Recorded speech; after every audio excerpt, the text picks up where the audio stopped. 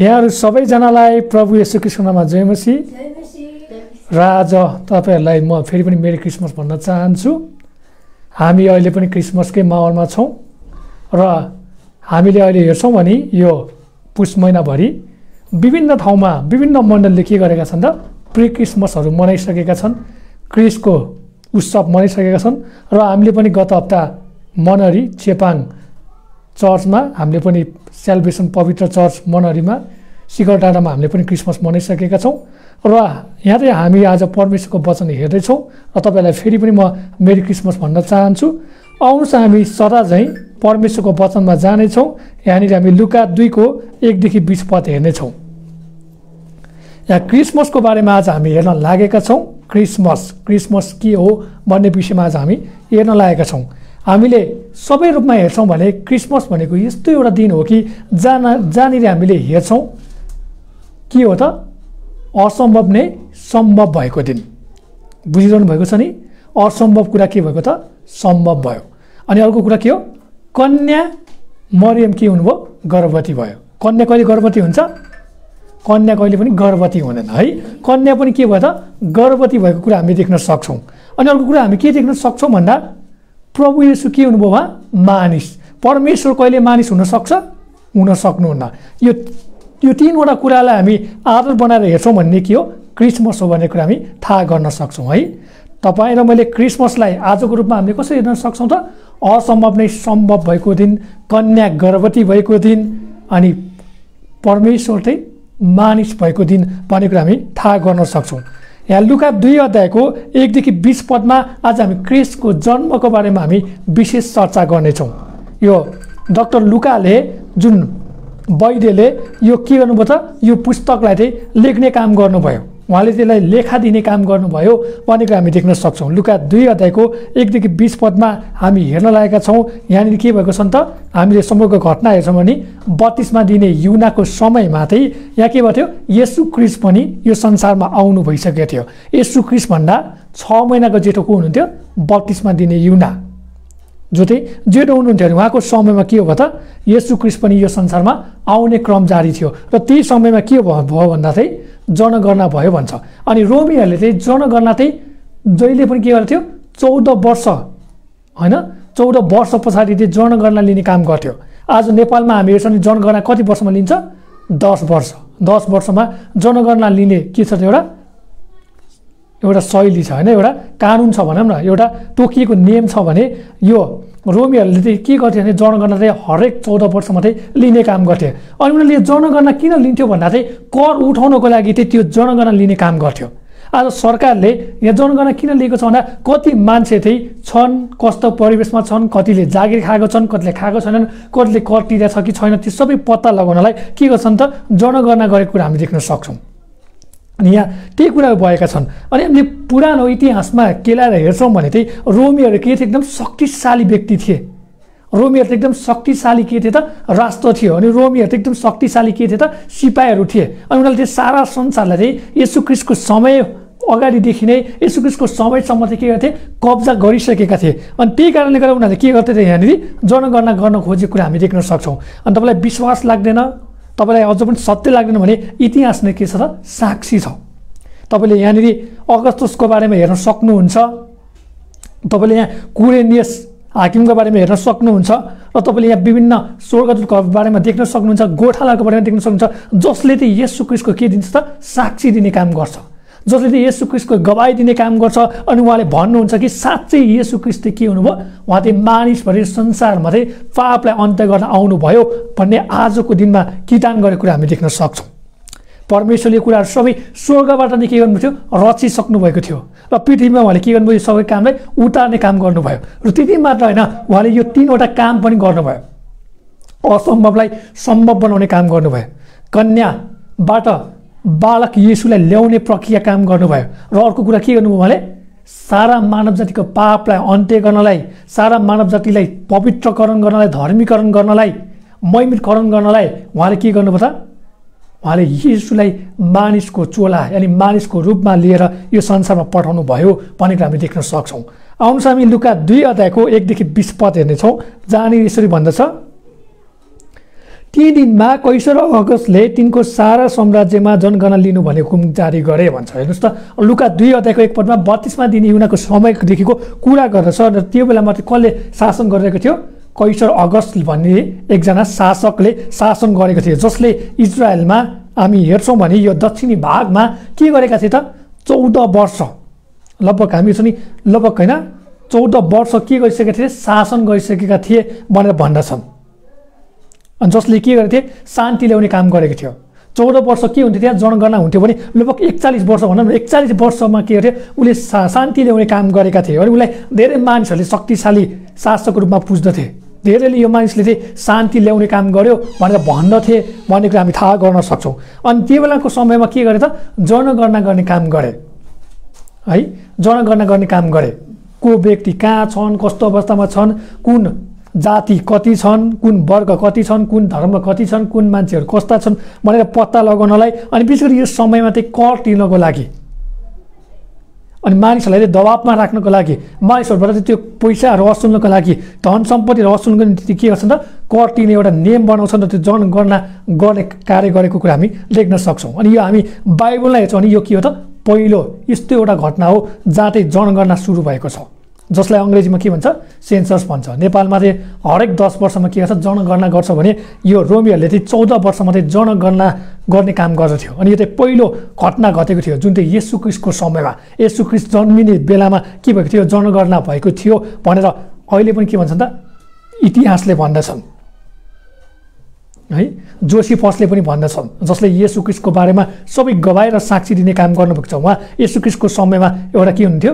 इजरायलको एउटा इतिहासकार हुन्थ्यो, हिस्ट्री मेकर हुनुहुन्थ्यो, जसले इतिहासको कुरालाई लेख्ने खोताल्ने काम गर्नुहुन्थ्यो। उहाँले आफै कितान गर्नुभएको छ कि यो समयमा चाहिँ पहिलो जनगणना भएको थियो भने उहाँले भन्दै हुनुहुन्थ्यो। यहाँ 2 पदमा भन्छ, कुरेनियस सिरियाका हाकिम हुँदा यो पहिलोपल्टको जनगणना थियो। हेर्नुहोस् त, मैले भनेको थिएँ नि यो के थियो त? पहिलोपल्टको जनगणना थियो। यहाँ दोस्रो तेस्रो भनेको छैन, यो के हो? कहिले पनि नभएको पहिलो अचम्म काम भएको छ कि यो अचम्म काम के हो? जनगणना भएको छ। पहिलो पटक के भएको छ? कुरेनियका सिरियाको हाकिम हुँदा यो पहिलोपल्ट के हो? जनगणना भयो भन्छन्। सबैजना नाउँ दर्ता गराउन आफ्नो सहर गए अरे। सबैजना कहाँ गए त? अब नाउँ दर्ता गराउन आफ्नो ठाउँ गए। त्यो बेलाको समय कस्तो थियो? एकदम गाह्रो अवस्था थियो। अहिले जस्तो बाइक छैन होइन, अहिले जस्तो कार छैन, अहिले जस्तो बस छैन, अहिले जस्तो रेल छैन, अहिले जस्तो हवाईजहाज छैन। अहिले त के छ? पठाउ छ, इन ड्राइभर छ, टुटल छ होइन, विभिन्न कुराहरू छ कि छैन? तपाईँलाई मलाई एक ठाउँबाट अर्को ठाउँमा जाने बित्तिकै हामी एप चलाउँछौँ। एपमा गएर के भन्छ? ल म यो ठाउँमा जाने भनेर हामीले के गर्छौँ? त्यहाँनिर लोकेसन दिन्छौँ, कहाँनिर पिकअप गर्ने, कहाँनिर जाने भन्ने कुरा हुन्छ हुँदैन? हुन्छ। त्यो बेला समयमा त्यस्तो थिएन। त्यो बेलाको समय कस्तो थियो? लगभग मान्छेहरू 3 दिन 2 दिनसम्म पुरै के गर्नु थियो? पैदल हिँड्नु पर्थ्यो। त्यस्तो अवस्थाहरू हामी देख्न सक्छौँ। अनि के गरे त यहाँ? सबैजना चाहिँ नाउँ दर्ता गरेर आफ्नो ठाउँमा गए भन्छन् होइन। यहाँ काठमाडौँमा भएका मान्छे आफ्नो जिल्लामा गए भन्ने कुरा हामी देख्न सक्छौँ। 4 पदमा, योसेफ पनि गालिलको नासरतबाट यहुदियाको बेथलेहेम भन्ने दाउदको सहरमा गए किनभने तिनी दाउदका कुटुम्ब र वंशका थिए भन्छन्। हेर्नुहोस् त, 4 पदमा योसेफ पनि कहाँ गए त? नासरतबाट कहाँ गए? हेर्नुहोस् त, बेथलेहेममा गए भन्छ। यो लगभग कति किलोमिटर थियो थाहा छ? यो हामी हेर्छौँ लगभग 80 माइल भन्ने छ है। 30 किलोमिटरभन्दा बढी के गरेछन् त? गएको कुरा हामी देख्न सक्छौँ। योसेफ जो मरियमलाई साथमा लिएर येशू प्रभुलाई त्यो गर्भ अवस्थामा उहाँले के गर्नुभएको छ? त्यो दुःख कष्ट सहेर होइन, विभिन्न समस्याहरू सहेर उहाँले के गर्नुभयो त? उहाँ जानुभयो भन्छ। उहाँ किन जानुभयो भन्दा यो नाउँ दर्ता गराउन जानुभएको छ, आफ्नो ठाउँमा उहाँ जानुभएको छ। अनि मरियम चाहिँ किन गयो भन्दा मरियम र योसेफको के भएको थियो? मगनी भइसकेको थियो, तर उनीहरूको विवाह भएको थिएन। अनि त्यो अवस्थामा के भएको थियो? मगनी भएपछि भेट्न पाउँदैन थियो। अनि त्यो के भयो? अटोमेटिक रूपमा येशू ख्रीष्ट कन्या मरियमको कोखमा आइदिनु भयो। त्यसपछि के भयो? मान्छेले बेइज्जत गर्न थाल्यो, मान्छेले गाली गर्न थाल्यो होइन। त योसेफसँग सुतिस् कि त योसेफसम्ममा तैँले विवाह नै गरेको छैन, कसरी बच्चा जन्माइस्? त अपराधी होस्, त पापी होस्, त होइन यस्तो के अरे नराम्रो शब्दहरू प्रयोग गर्न थाले। अनि त्यही भएर के हुन्छ? मरियम पनि एकदम दुखित हुन्छन् है, दुखित हुन्छन्। अनि मरियमले के भन्छ? दुखित हुन्छन्। त्यो मरियमको दुःखलाई देख्न नसकेर योसेफले के भन्छ? तिमी पनि मेरो साथमा जानुपर्छ, किनकि म तिमीलाई यो दुःखबाट पन्छाउन चाहन्छु, यो दुःखमा म राख्न चाहदिनँ। तिमी गर्भस्थ भइसकेको छ, मैले तिमीलाई कुनै पनि शारीरिक सम्भोगहरू गरिसकेको छैन होइन, हाम्रो विवाह भएको छैन, हाम्रो सम्बन्ध के छ पवित्र छ, तर मान्छेको अगाडि हाम्रो सम्बन्ध नराम्रो भइसकेको छ, तिमी पनि अब त्यहाँनिर के हुनुपर्छ, तिम्रो पनि अब होइन अन्तिम अवस्था हुनसक्छ, तिमीले पनि आफ्नो प्राण अन्त गर्न सक्छौ होला, अरूको दबाबमा आएर, अरूको शोषणमा परेर, अरूको गाह्रोमा परेर तिमी पनि मैसँग जाऊ भनेर के गर्छ त योसेफले मरियमलाई लाने काम गर्छ। हेर्नुहोस् त के गर्छ त योसेफले मरियमलाई मानौ हामी केमा राख्छ त एउटा उटमा राख्छ होइन, मरुभूमिमा त उट हुन्छ नि, उटमा राख्छन् अनि योसेफले के गर्छन् डोरी यसरी त्यो होइन उटको समातेर अनि मरियमको कोखमा को हुन्छ बालक येशू है, 9 महिनाको गर्भमा के हुन्छ त्यहाँनिर बालक येशू चाहिँ त्यहाँनिर आफ्नो आमाको कोखमा हुनुहुन्छ। त्यो समयदेखि नै के गर्नुभयो येशूले चाहिँ हामीहरू लागि चाहिँ उद्धारको कार्यहरू गरिरहनु भएको थियो, हाम्रो लागि चाहिँ उहाँले योजना बनाउँदै हुनुहुन्थ्यो, हाम्रो लागि चाहिँ उहाँले मुक्तिको योजना बनाइरहनु भएको थियो, उहाँले पहिले बनाइसक्नु भएको थियो होइन, उहाँले सबै कुरा पहिले बनाइसक्नु भएको थियो, तर उहाँले किन काम गर्न थाल्नु भएको थियो। अब म निस्किएपछि के गर्छु, म मानिसहरूलाई चाहिँ कल्भरी क्रुसमा म चाहिँ मरेर मलाई विश्वास गर्ने मानिसहरूलाई चाहिँ म मुक्ति दिनेछु, म उद्धार दिनेछु, म शान्ति दिनेछु, म अनन्त जीवन दिनेछु, अनि मलाई जस्तै गरी परमेश्वरले जसरी स्वर्ग उठाउनु भयो तिनीहरूलाई पनि म उठाउँछु भन्ने योजना त येशूले गर्दै हुनुहुन्थ्यो भन्ने कुरा हामी यहाँ देख्न सक्छौँ। यहाँ त्यही भन्छन् योसेफ पनि गालीलको नासरतबाट यहुदियाको बेथलेहेम भन्ने दाउदको सहरमा गए किनभने तिनी दाउदका कुटुम्ब र वंशका थिए। किन थाहा छ यो अगमबाणी पनि पुरा भएको छ। अघि हामीले के हेऱ्यौँ पहिलो जनगणना पनि भएको थियो, इतिहासले भनेको कुरा पुरा भयो, त्यहाँ अर्को कुरा के छ यहाँ अगमबाणी पनि पुरा भएको छ, अगमवक्ता मिकाले भनेको कुरा पनि पुरा भएको छ। अब येशू ख्रीष्ट अब बेथलेहेमको एफ्राता भन्ने ठाउँमा गएर जन्मन पर्ने छ भनेर यशायाले मिकाले भनेका अगमबाणीहरू पनि के भएको छ पुरा भएको छ। झन्डै 700 वर्ष अगाडि होइन जुन कुरा भनिएको थियो अगमवक्ताले त्यो कुराहरू के छ पुरा भएको छ। मिका 5:2 पल्टाएर हेर्नुहुन्छ भने त्यही कुरा देख्न सक्छौँ कि येशू ख्रीष्ट अब बेथलेहेममा जन्मिने छ। हेर्नुहोस् त यहाँ कहाँ थियो येशू ख्रीष्ट हामी हेर्छौँ नि नासरतमा थियो कि थिएन, गालीलको नासरतबाट उहाँ कहाँ जानुभयो बेथलेहेममा जानुभयो। अब के भयो परमेश्वरको वचन चाहिँ अगमबाणीद्वारा पनि पुरा भयो, अगमवक्ताद्वारा बोलेको पवित्र आत्माले लेखिएको कुरा पवित्र आत्माले देखाएको कुरा पनि यहाँ पुरा भयो भन्दछन्। अनि के थिए अनि दाउदबाट नै के भयो येशू ख्रीष्ट आउनुभयो भन्ने कुरा हामी देख्न सक्छौँ। दाउद को थियो येशू ख्रीष्ट होइन, परमेश्वरको हृदयको टुक्रा थियो जसले के गरे इजरायलमा शान्ति ल्याउने काम गरे, जसले इजरायललाई बृहत रूपमा अगाडि बढाउने काम गरे, जसले के गरे त आफै राजा भएर पनि प्रजाहरूको त्यो सहानुभूति देखाउने काम गरे, परमेश्वरको वचनलाई एकदम के गर्ने त आज्ञाकारीमा भएर चल्ने काम गरे होइन। दाउदले के गरे त भजन लेखे, लगभग 72वटा भन्दा पनि बढी के गरेछन् त दाउदले भजन लेखेको कुरा हामी देख्न सक्छौँ। यहाँ भन्छन् 5 पदमा 9 दर्ता गराउन तिनी आफूसँग मगनी भएकी मरियमलाई साथमा लिएर गए। मरियम के थियो गर्भवती थिइन् भन्थे। हेर्नुहोस् त मरियम के थियो गर्भवती थिइन्। अब गर्भवती अवस्थामा कति धेरै गाह्रो होला, 9 महिना भइसकेको छ, 8-9 महिना भइसकेको छ, कति धेरै गाह्रो भएको थियो होला त्यो तपाईँ आफैले महसुस गर्न सक्नुहुन्छ। कति धेरै पीडा हुन्छ, कति धेरै कष्ट हुन्छ। अहिले जस्तो कुनै पनि के छैन त कार छैन, ट्याक्सी छैन होइन, स्कर्पियोहरू छैन होइन, एकदम भिआइपी गाडीहरू छैन। हेर्नुहोस् त त्यो बेलामा कस्तो अवस्था भयो होला, लगभग 2 दिन 3 दिन लाएर त्यत्रो 30 किलोमिटर 80 किलोमिटर हिँड्न पर्ने कस्तो अवस्था भयो होला। हामी 5 किलोमिटर हिँड्नलाई कति लाग्छ हाम्रो टाइम 1.5-2 घन्टा लाग्छ लाग्दैन लाग्छ नि। अब हेर्नुहोस् त उहाँहरू कति किलोमिटर हिँड्यो होला होइन, कति पैदल यात्रा गर्नुभयो होला, उहाँहरूको अवस्था कस्तो भयो होला। मरुभूमिमा त्यो तन्तलपुर घाममा न हावा आउँछ न पानी खान पाउँछ, प्यासै प्यास पसिनै पसिना, शरीर पनि गल्यो होला। त्यो अवस्थामा सोच्नुहोस् त कसरी चाहिँ योसेफले पनि मरियमलाई त्यो साथमा लिएर जानुभयो भन्ने कुरा हामी के गर्न सक्छौँ यहाँ देख्न सक्छौँ भन्ने कुराहरू हामी थाहा गर्न सक्छौँ है। 6 पदमा तिनीहरू त्यहाँ भएकै बेला मरियमको बालक जन्माउने बेला आएर हेर्नुहोस् त कस्तो अवस्था भयो।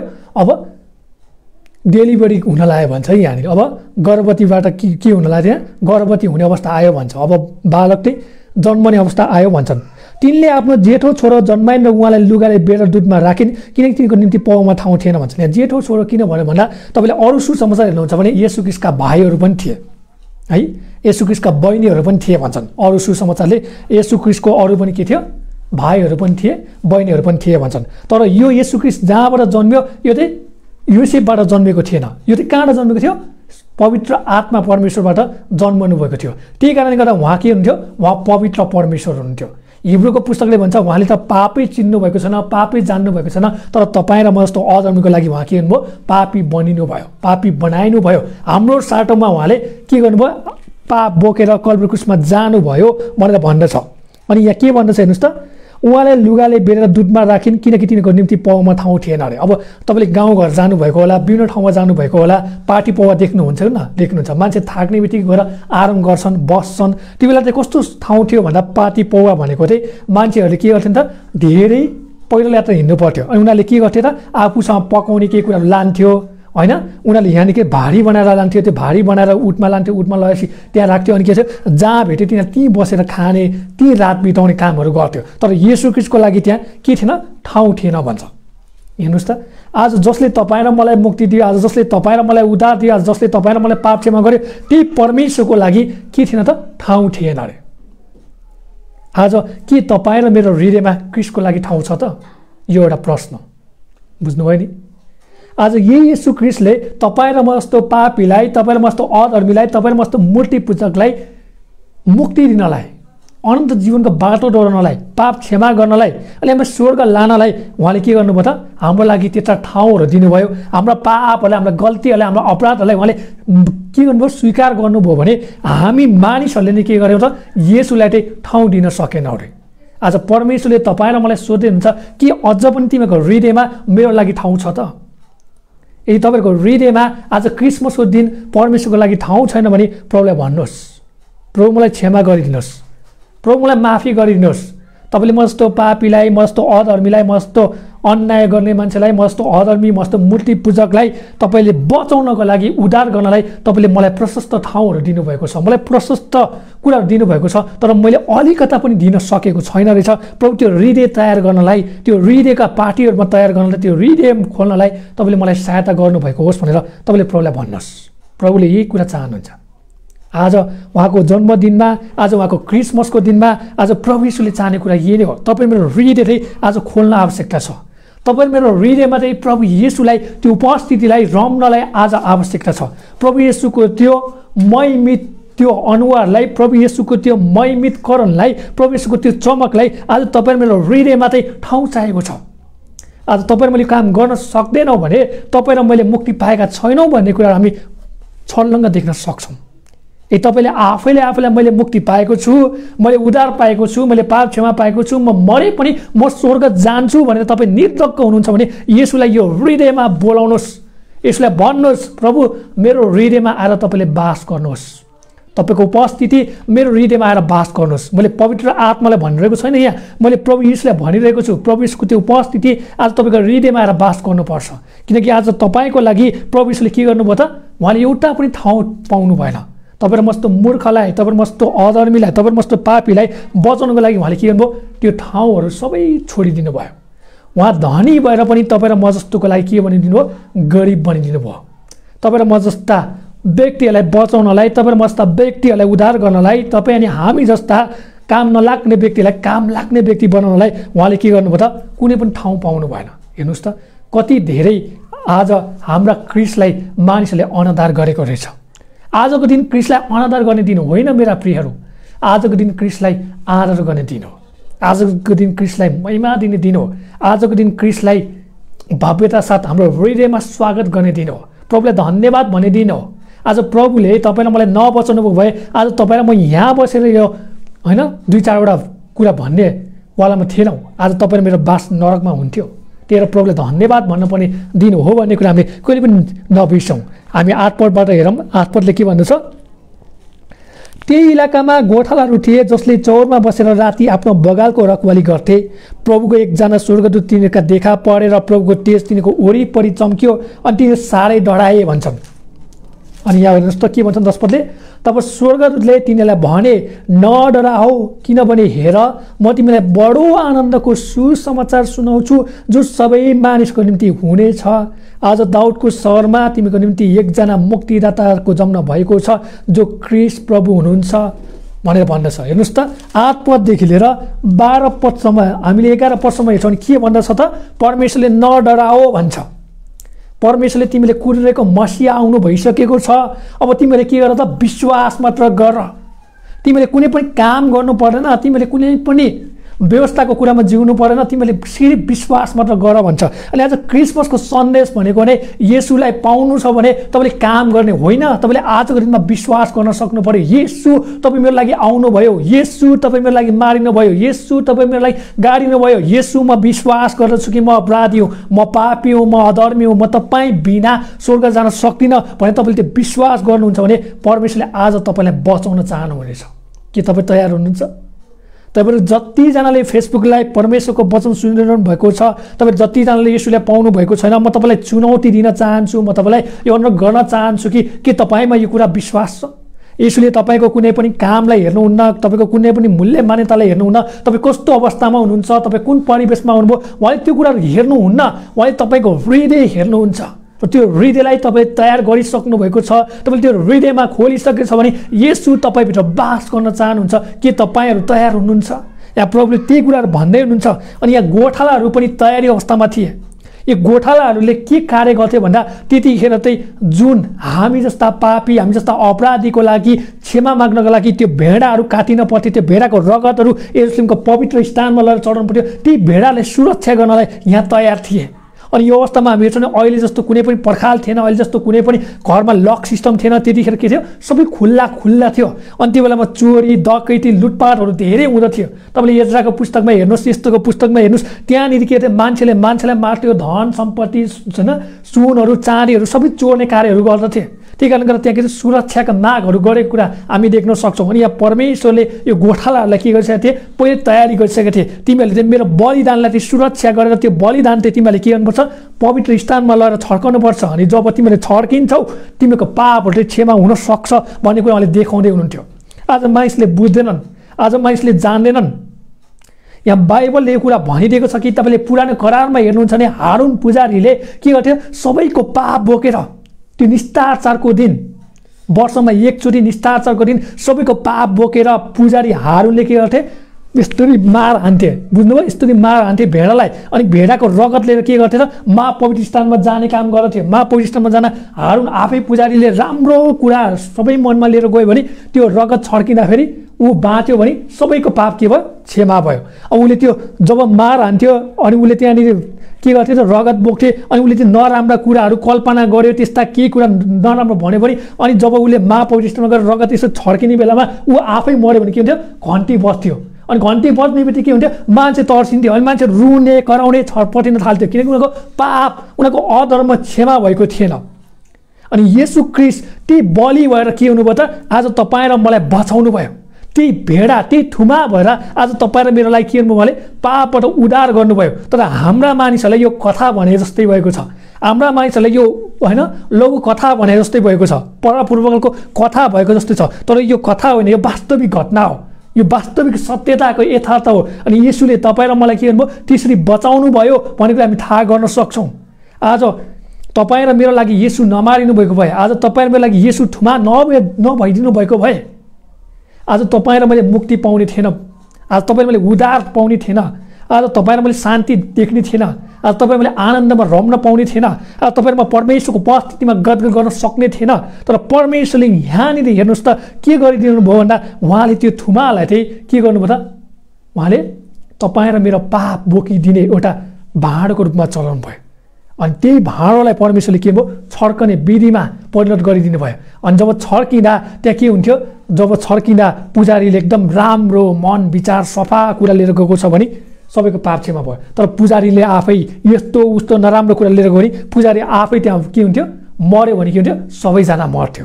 त्यही भएर हेर्नुहोस् त प्रभु यीशुले के गर्नुभयो, उहाँको सिद्ध बलिदानले सारा संसारका मानिसले के अरे मुक्ति पाए। आज त्यही भएर तपाईँ र मलाई कुनै पनि भेडा, बाख्रा, गोरु, हाँस होइन, अन्डा, खसी यो कुनै पनि आवश्यकता छैन बलिदानको निम्ति। आज ख्रीष्टको रगत मात्रै के छ, हामीलाई पर्याप्त छ। अनि त्यो ख्रीष्टको रगतलाई तपाईँले विश्वास गर्नुहुन्छ भने तपाईँको पाप क्षमा हुनेछ, तपाईँको नयाँ जीवन सुरुवात हुनेछ। तपाईँले कुनै पनि दसैँमा, तिहारमा गएर, विभिन्न चाडपर्वमा गएर तपाईँको मन्दिरमा देवी देवतालाई तपाईँले अक्षता छरिरहनु आवश्यकता छैन, अन्डाहरू चढाइरहनु आवश्यकता छैन, मासुहरू त्यहाँ लगेर राखिरहनु आवश्यकता छैन, रगतहरू छर्किरहनु आवश्यकता छैन। तपाईँले मात्र विश्वास गरे पुग्छ। येशू मेरो लागि मारिनुभयो, मेरो परिवारको लागि मारिनु भइसकेको छ, हाम्रा पुर्खाको पापहरू पखालिसक्नु भएको छ भनेर तपाईँले जुन दिनदेखि विश्वास गर्नुहुन्छ त्यो दिनदेखि नै येशूले तपाईँको जीवनमा मुक्ति ल्याउनुहुनेछ। आज परमेश्वरले त्यही कुरा भनेछ भने यो हामीले 8देखि 11 पदमा हेरेको कुरा त्यही हो। यो भेडा, यो गोठालाले के गर्थे? त्यो भेडालाई सुरक्षा गर्थे। त्यो भेडा ताकि के होस् त, चोरेर नलगेको होस्। यदि चोर्यो भने फेरि मानिसको पाप कसरी क्षमा हुने त? यो भेडा कहाँ लानु पर्थ्यो? यरुशलेममा लानु पर्थ्यो। अनि यहाँ गोठालाहरू के छ? रातभरि जाक्राम बसेको छ, आगो तापेको छ, भेडालाई सुरक्षा दिइरहेको छ ताकि कसैले नचोरोस्। 9 पदमा हेरौँ त यहाँ के भन्छन्? यो 8 पदमा त्यही इलाकामा गोठालाहरू थिए जसले चौरमा बसेर राति आफ्नो बगालको रखवाली गर्थे। के गर्थे? सुरक्षा दिने काम गर्थे। आज तपाईँ र मेरो सुरक्षाकर्ता को हुनुहुन्छ? प्रभु येशू हुनुहुन्छ। उहाँ तपाईँ र मेरो के हुनुहुन्छ? असल गोठालो। अनि असल गोठालोले आफ्नो भेडाहरूलाई कहिले पनि दायाँ बायाँ बकिन दिनुहुन्न। आज मण्डलीमा उहाँले राख्नुभएको पास्टरको जिम्मेवारी र कर्तव्य त्यही हो। पास्टर एउटा के हो? गोठालो हो। अनि गोठालो के भन्यो? आफ्नो भेडालाई दायाँ बायाँ लाग्न दिनु भएन। सही मार्गमा, सही दिशामा, सही मार्गदर्शनमा अनि सही शिक्षामा के गर्नु पर्यो? अगाडि बढाउनु पर्यो। त्यो के हो? एउटा मण्डलीको पास्टर यानि गोठालोको के हो? जिम्मेवारी हो भन्ने कुरा हामी थाहा गर्न सक्छौँ। 9 पदमा हेरौँ यहाँ, प्रभुको एकजना स्वर्गदूत तिनीका देखा परे। के भयो त? स्वर्गदूत एउटा देखा पर्यो भन्छन् र प्रभुको तेज तिनीको वरिपरि चम्क्यो। के भयो त? क्रिस्टको होइन, त्यहाँनिर परमेश्वरको महिमा, परमेश्वरको उपस्थिति त्यहाँ चम्कियो भन्छ। अनि तिनीहरू के डराए, किनकि यो घटना कहिले पनि पृथ्वीमा घटेको थिएन। त्यही कारण गर्दा कि उनीहरू डराए भन्छन्। उनीहरूले साँच्चै देखे भन्छ, उनीहरूको आँखाले देखे भन्छन्। तब स्वर्गदूतले तिनीहरूलाई भने, नडराओ, किनभने हेर म तिमीलाई बडो आनन्दको सुसमाचार सुनाउँछु जो सबै मानिसको निम्ति हुनेछ। के भन्छन्? तिमीहरू डराएका छौ, तिमीहरू आत्तेका छौ, किनकि तिमीहरूले मलाई चिन्दैनौ र यहाँ किन यति धेरै ज्योति आयो, यहाँ किन यति धेरै प्रकाश आयो, यहाँ किन यति धेरै अचम्मको काम भयो भनेर तिमीहरू छक्कै परिरहेका छौ। तिमीहरू अब डराउने समय होइन, तिमीहरूको समय अब के हो त? तिमीहरू अब आनन्दित हुने समय हो भन्छ। यदि तपाईँ डराउनु भएको छ, यदि तपाईँ आत्तिनु भएको छ, यदि तपाईँ आतङ्कित हुनुभएको छ भने यो समय डराउने समय होइन। क्रिसमस भनेको डराउने समय होइन। क्रिसमस भनेको आनन्दित हुने समय हो। क्रिसमस भनेको क्रिसमा रमाट गर्ने समय हो। क्रिसमस भनेको क्रिसमा दुःख सुखमा साथमा क्रिससँग पल पलमा जिउने समय हो। अनि क्रिसको लागि धन्यवाद हुने समय हो भनेको हामीले कहिले पनि भुल्नुहुन्न। यहाँ भन्दछ नडराओ, किनकि डराइरहेको छ, त्यही भएर के भन्छ? नडराओ भनेर त्यहाँनिर के छ? त्यहाँनिर उनीहरूलाई सान्त्वना दिने काम गरेका छन्। आज कोही मानिसहरू डराएका छन् भने हामीले नडरा भन्यो भने के हुन्छ त? मान्छेहरूलाई सान्त्वना आउनेछ, मान्छेहरूलाई शान्ति आउनेछ, मान्छेहरूमा खुसी एउटा होइन एउटा के आउनेछ? उमङ्ग आउनेछ भन्ने कुरा हामीले थाहा गर्न सक्छौँ। यहाँ भन्छ किनभने हेर म तिमीलाई के छु? बडो आनन्दको सुसमाचार सुनाउँछु। सुसमाचार भनेको येशू जन्मिन लाग्दै हुनुहुन्छ, येशू जन्मिसक्नु भयो भनेर भन्छन् यहाँ।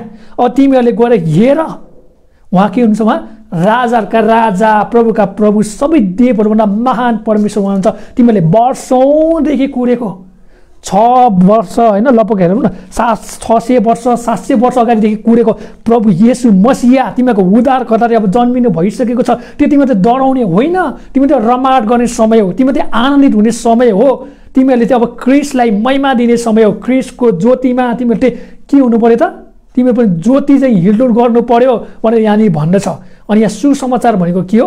येशू मारिनुभयो, गाडिनुभयो र तेस्रो दिनमा बौडी उठ्नुभयो। पहिलो कोरिन्थी 15 अध्यायमा पुरै हामी हेर्छौँ नि पुनरुत्थानको बारेमा छ। र त्यहाँ के भन्छन्? पहिलो कोरिन्थी 15को 3 देखि विशेष गरी 5 पदमा धर्मशास्त्रले भनेको कुरा भन्छन् पावलले है। सुसमाचार भनेको के हो त? हामी पहिलो कोरिन्थी 15 पल्टौँ एकचोटि, यो पनि बुझ्नुपर्छ। आज धेरै मानिसले सुसमाचारलाई गलत व्याख्या गरेको कुरा हामी देख्न सक्छौँ।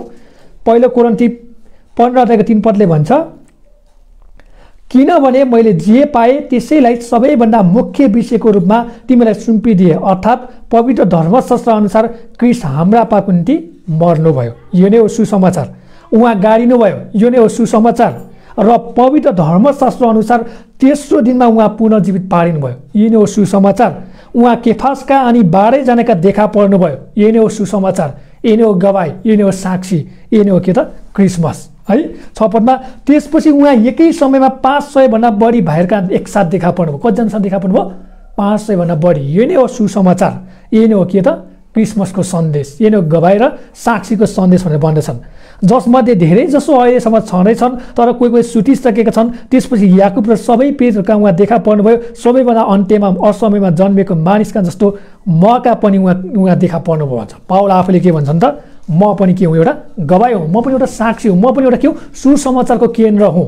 म पहिला साउल थिएँ, मैले मण्डललाई सङ्घार गरेँ, मण्डललाई मैले अत्ताएँ होइन, मैले मण्डललाई मैले कतिलाई मारेँ पिटेँ, मैले जेलखाना हालेँ। म पनि के हुँ त, एउटा सुसमाचार नै हो। मलाई येशूले पाउने बित्तिकै मेरो जीवन सुसमाचार भयो भनेर भन्दछन्। अनि सुसमाचार भनेको यही नै हो, येशू मारिनुभयो, गाडिनुभयो, तीसरी दिन बौरी उठ्नुभयो। अनि धेरै पदहरू छन्, युहन्ना 3:16, रोमी 5:8, हो कि भन्नुहोस् त, हो नि। हामी पापी छँदै ख्रीष्ट हाम्रो निम्ति मर्नुभयो, त्यो नै हो सुसमाचार।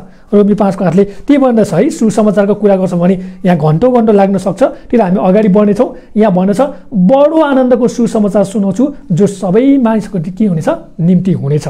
आज तपाईँ मेरो निम्ति पनि हुनेछ, बुद्धिस्टको निम्ति पनि हुनेछ, मुसलमानको निम्ति पनि हुनेछ, जैनको निम्ति पनि हुनेछ, हिन्दूको निम्ति पनि हुनेछ, सबैको निम्ति हुनेछ है। कुनै लिङ्ग, कुनै वर्ग, कुनै जात, कुनै धर्मको लागि होइन, सबैको लागि, हरेकको लागि के हो त, क्रिस्टले उहाँ मारिनु भएको छ। उहाँ हरेकको लागि मारिनु भएको छ। अन्ध होस्, चाहे गुङ्गो होस्, चाहे बोल्न नसक्ने होस्, चाहे हिँड्न नसकोस्, चाहे मुर्दा जस्तै लम्पसार परोस्, सबैको लागि होइन, प्रभु येशू त्यो हरेक प्राणी, हरेक व्यक्तिको लागि, हरेक मानव जातिको लागि के हुनुभयो, उहाँ चाहिँ यो आजको दिनमा चाहिँ जन्मनु भयो भन्ने कुरा चाहिँ हामी विश्वास गर्छौँ।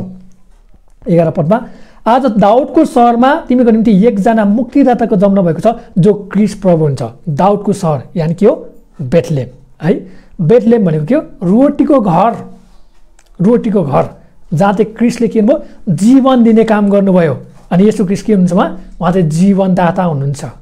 उहाँ चाहिँ हामीलाई शारीरिक रूपमा पनि के हुन्छ, खुवाउने काम गर्नुहुन्छ, आत्मिक रूपमा पनि हामीले के हुन्छ, उहाँले पौष्टिक आहार दिने काम गर्नुहुन्छ। त्यही कारणले गर्दा उहाँ कहाँ जन्मनुभयो, बेथलेममा। बेथलेमको अर्थ के हो, रोटीको घर है, रोटीको घर हो भन्ने कुरा हामी थाहा गर्न सक्छौँ। येशू आफैले भन्नुभएको छ, म जीवनको रोटी हुँ, मलाई पिउने, कहिले पनि भोकाउने र के गर्दैन, तिर्खाउने छैन।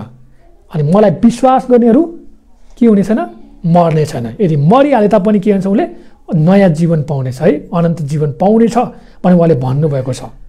किनकि के हो, पुनरुत्थान र जीवन म नै हो भनेर उहाँले भन्नुभएको कुरा हामी थाहा गर्न सक्छौँ। यहाँ त्यही भन्दछ, आज दाउदको सहरमा तिमीको निम्ति एकजना मुक्तिदाताको जन्म भएको छ जो क्रिस्ट प्रभु हुन्छ। क्रिस्ट भनेको अर्थ के हो, अभिषिक्त जन, स्वर्गबाट अभिषेक भएर आएको परमेश्वरको पुत्र, एकलौटे पुत्र, उहाँ नै के हुन्छ, तिमीको मुक्तिदाता हुनुभएको छ। तिमीले विश्वास नगरेको, तिमीले कहिले पनि नसुनेको, तिमीहरू जहिले पनि बेइज्जत गरेको, तिमीले जहिले पनि के गरेको छ, प्रतिशोध गरेको योसेफ र मरियमको साथमा आएको व्यक्ति नै को हो त, उहाँ नै प्रभु हो भन्दा यहाँ मान्छेहरू छक्कै पर्छन्।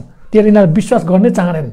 त्यो सिकर्मीको छोरा होइनन् भनेर भन्छन्, पछि त्यो कन्या मरियमको कोखबाट आएको होइनन् भनेर मान्छेले गिल्ला गर्छन्। हो, त्यो आज तपाईँ र मैले जसलाई गिल्ला गरेका छौँ, आज तपाईँ र मैले जसलाई बेइज्जत गरेका छौँ, आज तपाईँ र मैले जसलाई प्रतिशोध गरेका छन्, त्यस्ता कसैले पनि कल्पना गर्न नसक्ने, कसैले पनि सोच्न नसक्ने त्यस्ता व्यक्तिहरूलाई प्रभुले चलाउन चाहनुहुन्छ। र तपाईँ आज त्यस्ता व्यक्तिमा पर्नुहुन्छ भने तपाईँलाई यो सन्देश मन परेको छ भने तपाईँले येशूलाई स्वीकार गर्नुहोस्। तपाईँले यसलाई भन्नुहोस्, प्रभु मलाई आज तपाईँले जीवन दिनुहोस्, प्रभु तपाईँले मलाई आज बचाउनुहोस्, प्रभु आज मलाई तपाईँको मुक्तिको खाँचो छ, प्रभु म आज त्याकिएको छु, म हेपिएको छु, म लडेको छु, म पछाडेको छु, मेरो सहारा कोही पनि छैन, प्रभु मैले जाने क्रिस्ट तपाईँ मेरो सहारा हुनुहुन्छ, म तपाईँलाई मेरो जीवन दिन चाहन्छु भनेर प्रभुलाई भन्नुहोस्, क्रिस्टलाई भन्नुहोस्। प्रभुले तपाईँलाई यसै समय त्यो नयाँ जीवन दिन चाहनुहुनेछ। यही नै हो क्रिसमस है। क्रिसमस भनेको यही नै हो, नयाँ जीवन दिने दिन, क्रिस्टलाई मुक्तिदाता भनेर चिन्ने दिन, क्रिस्टमा उदार होइन, उदार शान्ति छ, पाप क्षमा छ भन्ने कुरा जान्नु नै के हो, यो नै हो क्रिसमस भन्ने कुरा हामी थाहा गर्न सक्छौँ। यहाँ त्यही भन्दछ, तिमीहरूलाई चिन्ह चाहिँ यो हुन्छ, तिमीहरूले एउटा बालकलाई लुगाले बेरेको र दुधमा सुताइराखेको भेट्टाउने छौ भन्छ। के भन्छ, चिन्ह दुईटा दिएको छ, एउटा के छ, लुगाले बेरेको, अर्को दुधमा सुताइराखेको भेट्टाउने छौ। बुझ्नुभयो? किन यो चिन्ह दियो भन्दा यहुदीहरू खालि चिन्ह र चमत्कारलाई मात्रै विश्वास गर्छन्, परमेश्वरको वचनलाई विश्वास गर्दैनन्। येशू आफै त्यो संसारमा आइसक्नु भएको छ तर पनि विश्वास गरेका छैनन्। त्यही भएर उनीहरूको विश्वासलाई भङ्ग नहोस्, उनीहरूलाई शङ्का नलागोस् भनेर त्यो प्रमाण दिनलाई, त्यो होइन, त्यो एउटा भनौँ न, एउटा के अरे प्रमाण देखाउनलाई उनीहरूले गरेको दाबीलाई त्यो प्रमाण गर्नलाई के गर्छ त चिन्ह दिन्छन्। जस्तो भने त्यस्तै देख्छन् र उनीहरूले बल्ल येशूलाई विश्वास गर्छन्। आज संसारमा त्यस्ता व्यक्तिहरू छन् जसलाई प्रमाणको आवश्यकता छ, जसलाई आफ्नै आँखाले देख्नुपर्छ, जसलाई आफ्नै कानले सुन्नुपर्छ, जसले आफ्नै हृदयले के भन्नुपर्छ उनीहरूलाई अगुवाई हुनुपर्छ। त्यस्ता व्यक्तिहरूको लागि यहाँ चिन्ह दिएका छन्। आज तपाईँ र मैले जसले येशूलाई पाएका छौँ, हामी चिन्ह र चमत्कार हाम्रो जीवनमा आवश्यकता छ। तर त्योभन्दा बढी हामीलाई परमेश्वरको वचन चाहिँ आवश्यकता छ भन्ने कुरा हामीले बुझ्नुपर्छ। चिन्ह र चमत्कारले हामीलाई कहिले पनि मुक्तितर्फ लाँदैन है। परमेश्वरको वचनले तपाईँ र मलाई मुक्तितर्फ लान्छ। चिन्ह र चमत्कारको पछि होइन मण्डली, हामी चाहिँ येशूको पछि लाग्नुपर्छ। हामीले येशू जस्तै हुन सिक्नुपर्छ भन्ने कुरा हामीले यहाँ देख्न सक्छौँ। यहाँ चिन्ह दुई थरी दिएको छ। एउटा बालकलाई लुगाले बेरेको र दुधमा सुताइराखेको भेटाउने छ भन्छ। हेर्नुहोस् त, त्यो एउटा वस्तु जसलाई खुवाउनलाई होइन त्यहाँ के छ दुध तयार गरेको छ, त्यो दुधमा येशूलाई राखिदिएको कुरा हामीले देख्न सक्छौँ। अझ हामीले हिब्रू बाइबलमा ग्रिक बाइबलमा हेर्छौँ भने यो के थियो एकदम सिक्रेट, एकदम रहस्यको एउटा कोठा थियो अरे, जहाँ जो पाए त्यही बस्दैन थियो भन्थ्यो। अनि यहाँ कसैलाई पनि बस्ने ठाउँ नभएको कारणले गर्दा येशू चाहिँ त्यस्तो ठाउँमा गएर बस्नुभयो। अनि त्यहाँ गएर उहाँले के गर्नुपर्छ, उहाँले त्यो जङ्गली जनावर होइन भनौँ न एउटा घरपालुवा जनावर, अब त्यहाँ नाम नलिउँ, त्यहाँ भेडा बाख्रा केही पनि भनेको छैन बाइबलमा। त्यो एउटा के भन्छ शब्द, एउटा दुध भन्ने एउटा होइन, यहाँ एउटा त्यहाँ पानी खुवाउने वा भनौँ न त्यहाँ एउटा जनावरलाई त्यहाँनिर खुवाउने त्यो एउटा भाँडो होइन, एउटा थलो भनौँ एउटा स्थान मात्रै भनेको छ। त्यो स्थानमा उहाँलाई भेटाउने छौँ भनेर भन्दछन्। अब तपाईँले कल्पना गर्न सक्नुहुन्छ, तपाईँले एउटा कुखुरा पाल्दा कुखुराको होइन सुली कतिको गनाउँछ, बुङ्गुर पाल्दा सुँगुर पाल्दा कतिको गनाउँछ, त्यो गन्धले तपाईँलाई कति धेरै गाह्रो होला। त्यो गन्धमा, त्यस्तो फोहोरमा, त्यस्ता नराम्रा कुरामा पनि येशूले के गर्नुभएको छ, आफ्नो जीवन दिनुभएको छ। आज त्यहीलाई कल्पना गरौँ, आज त्यसलाई मानौँ। तपाईँ र म पनि के हो, त्यही फोहोर हौँ, त्यही मैला हौँ, त्यही नराम्रा कुराहरू हौँ। र हामीलाई उहाँले के गर्नुपर्छ, हामी जस्ता त्यस्ता फोहोर मन नपराउने, त्यस्ता घिन मन नपराउने, त्यस्ता नराम्रो कुरा मन नपराउने उहाँले के गर्नुभयो, उहाँले जीवन दिनुभयो। अनि उहाँले के गर्नुभयो, अनि मेरा छोरा मेरो छोरीलाई यो कुराहरू मन परेन, मैले चाहिँ लिनुपर्छ भन्ने कुरा उहाँले पहिले जान्नुभएको थियो र उहाँ के गर्नुभयो, त्यस्तो ठाउँमा जन्मिनु भयो। आज संसारका राजा, आज स्वर्गका परमेश्वर, आज उहाँ आफै परमेश्वर भएर पनि उहाँले घिनाउनु भएन, कति पनि घिनाउनु भएन त्यो वस्तुहरूसँग सँगै बस्नलाई, जीवन बिताउनलाई, हुर्किनलाई, बढ्नलाई, त्यहाँ जन्म लिनलाई उहाँले के गर्नु भएन, कहिले पनि घिनाउनु भएन। तर तपाईँ र म चाहिँ के गर्नेछौँ, हामी आफैदेखि घिनाउँछौँ। हामी पापदेखि घिनाउन सकेका छैनौँ, हामी अधर्मदेखि घिनाउन सकेका छैनौँ, हामी मूर्ति पूजादेखि घिनाउन सकेको छैन। तर हामी आफै केमा घिनाउँछौँ त, आफ्नै अवस्थालाई देखेर हामी घिनाउँछौँ। तर हामीले घिनाउन पर्ने, हामीले लाज लाग्न पर्ने कुरा के हो, पाप हो। पाप चाहिँ के हो थाहा छ, पापको ज्याला मृत्यु हो। यदि तपाईँले पाप गरिराख्नुहुन्छ, यदि तपाईँले अधर्म गरिरहनुहुन्छ, तपाईँले यदि अन्याय गरिरहनुहुन्छ, तपाईँले यदि मूर्ति पूजा गरिरहनुहुन्छ भने तपाईँले स्वर्गबाट टाढा हुनुहुन्छ। अनि घिनाउनु पर्ने कुरा यही हो। र परमेश्वरले आज त्यही कुरालाई घिनाउन सिकाउनु भएको छ। पापको कुरालाई घिनाउनुहोस्, अधर्मको कुरालाई घिन गर्नुहोस्, नराम्रो कुरालाई घिन गर्नुहोस्। परमेश्वरले आज तपाईँलाई क्रिसमसको सन्देश यही भन्न चाहनुहुन्छ, मलाई तिमीहरूले घिनाउनु पर्दैन, मलाई तिमीहरूले यस्तो उस्तो भन्नु पर्दैन, बरु त्यो सबै कुरालाई घिनाएर सबै कुरालाई तिमीहरूले छाडेर मेरो पछि लाग भनेर भन्नुहुन्छ। तपाईँ पापको पछि लाग्न चाहनुहुन्छ कि तपाईँ येशूको पछि लाग्न चाहनुहुन्छ, चुन्ने कुरा तपाईँको हातमा छ। यति कुरा भन्दछ है 13 पदमा हेरौँ, तब एक्कासी ती स्वर्गदूतसँग स्वर्गीय सेनाको एउटा दल देखा पर्यो। परमेश्वरको स्तुति गर्दै तिनीहरूले भने, सर्वोच्चमा परमेश्वरलाई महिमा र पृथ्वीमा जुन मानिसहरूसँग उहाँ प्रसन्न हुनुहुन्छ तिनीहरूलाई शान्ति। हेर्नुहोस् त के गरे यहाँ, स्वर्गदूतले पनि के गरेका छन्, परमेश्वरको महिमा गरेका छन्। तर कति मानिसहरूले के गर्छन् त, स्वर्गदूतलाई पुज्न सिकाउँछन्, त्यो कुरा गलत हो। स्वर्गदूत भन्दा महान प्रभु येशू हुनुहुन्छ। हिब्रूको पुस्तकले त्यही भन्छ, मल्कीसेदकको दर्जा अनुसार होइन, उहाँ के हुनुहुन्छ, सर्वोत्कृष्ट उत्कृष्ट सबैभन्दा प्राथमिक उहाँ हुनुहुन्छ। र हामीले स्वर्गदूतलाई पुज्नु पर्दैन, स्वर्गदूतलाई हामीले ढोगिरहनु आवश्यकता छैन, हामीले येशूलाई नै के हुन्छ पुज्नुपर्छ। सारा वैभव होइन, सारा आदर र भक्ति र योग्यको सम्मान को हुन्छ, मात्र येशू ख्रीष्ट हुनुहुन्छ भन्ने कुरा हामीले बुझ्नुपर्छ। यहाँ भन्छन् 15 पदमा, जब स्वर्गदूतहरू तिनीहरूबाट बिदा भएर स्वर्गमा गए तब गोठालाले आपसमा भने, आओ हामी बेथलेहममा जाउँ र त्यहाँ घटेको यो घटना र परमप्रभुले हामीलाई बताउनुको कुरा गरेर हेरौँ। यहाँ परमेश्वरले गोठालोलाई यो जिम्मेवारी दिनुभयो, यो सेवाकाई दिनुभयो। यो गोठालोहरू त्यस्तो विशेष जाति थिएन। गोठालोहरूले कहिले पनि सोचेको थिएन कि परमेश्वरले हामीलाई चलाउनुहुन्छ, परमेश्वरले हामीलाई प्रेम गर्नुहुन्छ, परमेश्वरले हामीलाई मतलब गर्नुहुन्छ। हामी त फोहोरी हौँ, हामी त नराम्रो, हामी त छ्या फोहोरी, लुगा पनि राम्रो लाउन आउँदैन, हामी त हात मैला सबै फोहोर हुन्छ, हामी त सबैबाट के छौँ घृणित छौँ, हामीले त कसैले पनि मतलब गर्दैन, हामी त फोहोरी है, हामी त यस्ता उस्ता भनेर उनीहरू के थियो, जहिले आफैलाई नै के गर्थे त हृदयमा चोट पुर्याउने व्यक्ति, त्यस्ता व्यक्तिलाई परमेश्वरले के गर्नुभयो आफ्नो महिमाको लागि चलाउनु भयो। कहिले नसोचेको व्यक्तिले यहाँ परमेश्वरको महिमा देख्न पाए, कहिले नचिताएको व्यक्तिले येशूको दर्शन गर्न पाए। आज संसारमा त्यस्ता व्यक्तिहरू धेरै छन् जसले भन्छन् मलाई कसैले पनि माया गरेन, मलाई कसैले पनि वास्ता गर्दैन, मलाई कसैले पनि प्रेम गर्दैन, म त बेकारमा जन्मेछु, म त बेकारमा संसारमा आएको छु, बरु मर्नु भनेर होइन जन्मनु भनेर मर्नु नै बेस भन्ने हुन्छ नि। त्यस्ता व्यक्तिहरूको लागि येशूले यहाँ यो सन्देश दिने हुनुहुन्छ। यो गोठालाहरू त्यस्ता व्यक्तिमा पर्दथे। यी धार्मिक रूपमा पनि के होइन त यिनीहरू राम्रा पौष भएका व्यक्ति होइन है। धार्मिक रूपमा पनि गोठालाहरू राम्रा पौष भएका व्यक्ति होइन। यो गोठालाहरूलाई मन्दिरमा प्रवेश गर्नै दिँदैन। छ्या फोरी त आउँछ छि भनेर लखाटिहाल्छन्। र यिनीहरूलाई कसैले पनि के गरेन, आदर गरेन, कसैले पनि माया गरेन, कसैले पनि सम्मान गरेन, कसैले पनि प्रेम गरेन। तर यस्ता व्यक्तिलाई परमेश्वरले के गर्नुभयो, गोठालाहरूलाई परमेश्वरले प्रयोग गर्नुभयो। किन थाहा छ? येशू के हुनुहुन्छ? उहाँ मुख्य गोठालो हुनुहुन्छ। उहाँ मुख्य गोठालो भएर आफ्नो भेडाहरूलाई उहाँले उत्कृष्ट हरियो चौरमा चढाउन चाहनुहुन्छ। अनि परमेश्वरको प्रेम आज हामी यसैमा देख्न सक्छौँ।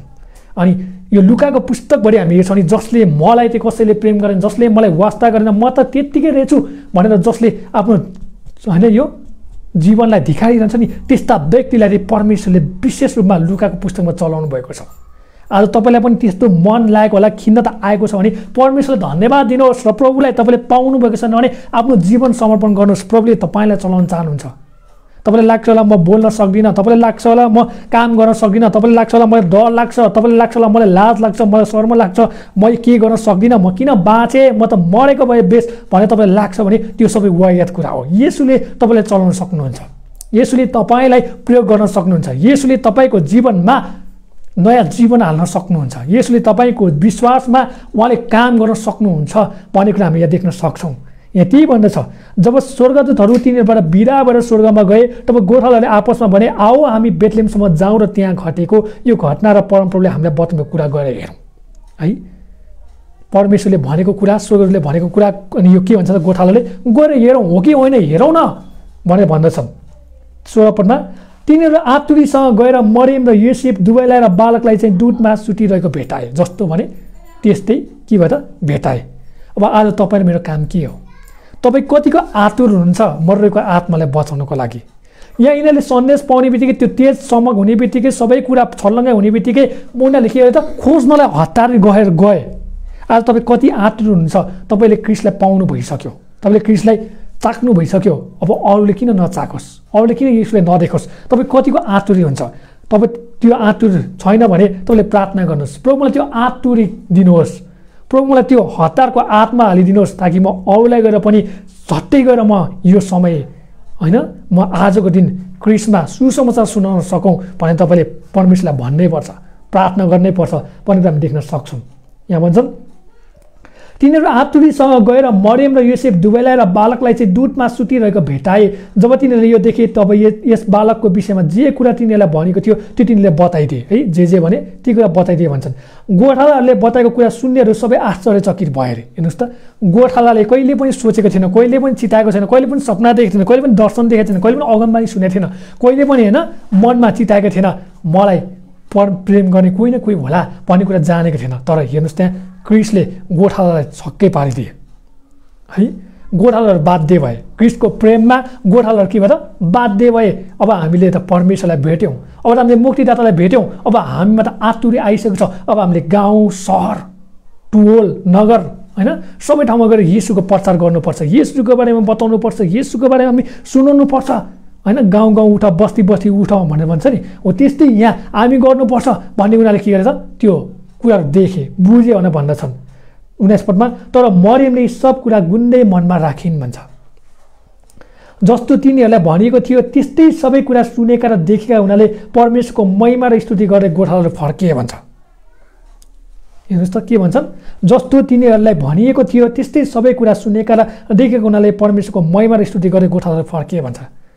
हेर्नुहोस् त के भन्छन् त, सबैजनाले जे देखे त्यो कुरालाई विश्वास गरेर उनीहरूले के अरे परमेश्वरको महिमा गर्दै स्तुति गर्दै आराधना गर्दै प्रशंसा गर्दै धन्यवाद दिँदै के गरे त उनीहरू फर्किए भन्छन्।